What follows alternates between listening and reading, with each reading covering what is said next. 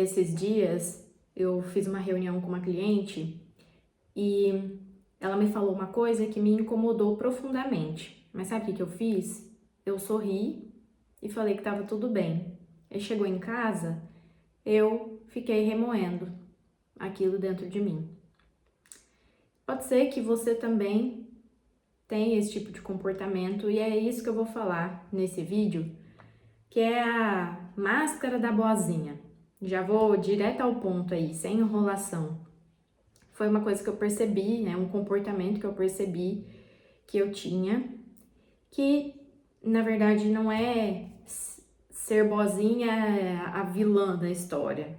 É uma forma que eu aprendi de sobreviver emocionalmente e que eu entendi que eu posso mudar, e que eu não preciso ser assim, tá? Então, tem algum momento aí da nossa história, quando a gente é criança, os primeiros relacionamentos ali na nossa família, que a gente aprende a ser boazinha, a ser quietinha, a não desobedecer, a se adaptar com as coisas, porque no fundo a gente se sente amada, tá? Então isso vai se formando, é como se fosse, você vai colocando vários tijolinhos e isso vai se transformando numa forma de viver, tá? Então você fala sim para mais uma demanda no trabalho quando você já tá no teu limite, você já tá esgotada, ou você não fala o que pensa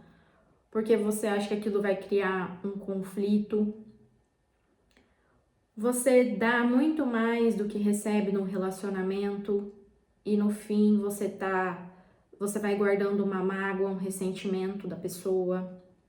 Você responde mensagem 10, 11 horas da noite, porque não pode deixar o cliente esperando. Você muda de opinião, mas não fala porque não quer incomodar as outras pessoas. E eu fui entendendo que isso era uma bondade disfarçada de uma insegurança, de um medo muito grande. Um medo de ser rejeitada, medo de me decepcionar, medo de não ser amada. Acho que esse é o ponto, né, central disso, de achar que a gente não vai ser amada. Então, a gente vai aprendendo a ser boazinha e isso tem um custo na vida adulta, que é o seguinte: a gente vai criando relacionamentos desequilibrados, que gera muito sofrimento. A gente tem dificuldade de identificar o que a gente gosta, o que a gente não gosta, o que a gente quer de verdade. E você vai se anulando, você sabe o que o outro precisa, mas você não. Você fica com uma raiva acumulada, com ressentimento, e isso pode virar ansiedade. Você vai perdendo a sua própria identidade, né? Então, você é o que você faz pelos outros. Não sabe nem quem você é. Tá? Então, o mais cruel disso é que a gente vai se calando, né? Vai se abandonando e acha que assim é o jeito certo de ser. Pra quê? Pra gente se sentir amada. Então, eu não vou fingir que eu já resolvi tudo isso na minha vida, porque eu às vezes me pego esse padrão ainda me puxando. Não é uma coisa que a gente resolve do dia pra noite. É um tempo mesmo que a gente vai aprendendo uma nova forma de pensar, de se relacionar. E com isso eu quero compartilhar com vocês 3 práticas mesmo que eu tenho colocado no meu dia a dia para eu ir mudando essa minha forma de ser, tá? Então, primeiro ponto, quando alguém me manda mensagem, eu não respondo correndo.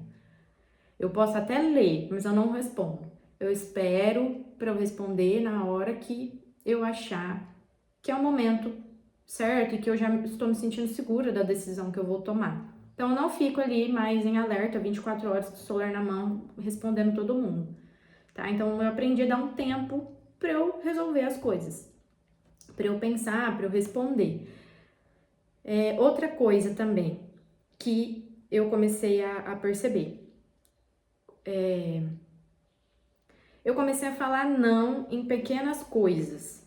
Já não fui assim, no não grande, mas eu comecei em pequenas coisas do dia a dia que eu precisava falar, poxa, aqui não tá fazendo sentido, poxa, aqui eu não quero, aqui não vai dar, aqui não dá certo, tá?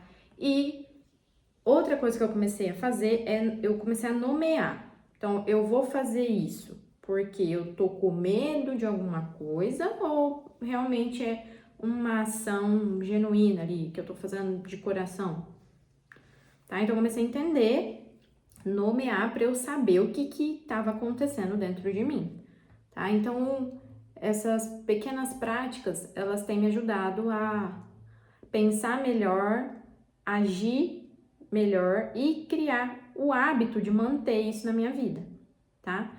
Então, entende que isso não é um defeito, mas é uma forma que a gente aprendeu de ser, de lidar com as coisas, até porque todos nós queremos ser amados, nos sentir amados, isso é uma necessidade real nossa, mas por amor a nós mesmas, né? Precisamos entender onde isso nos prejudica, né? Entender se tem um medo, se tem uma insegurança, tá?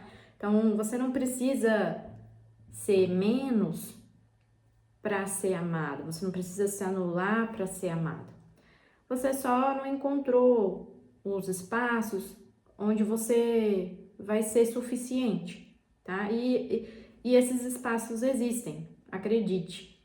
Você vai encontrar a partir do momento que você começar a se observar mais e colocar em prática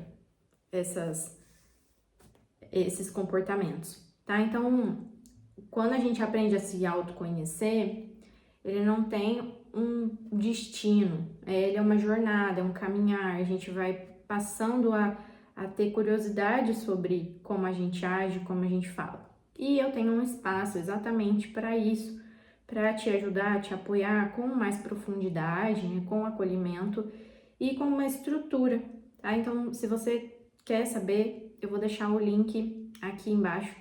Você clica para entrar aqui comigo, fazer parte dessa jornada.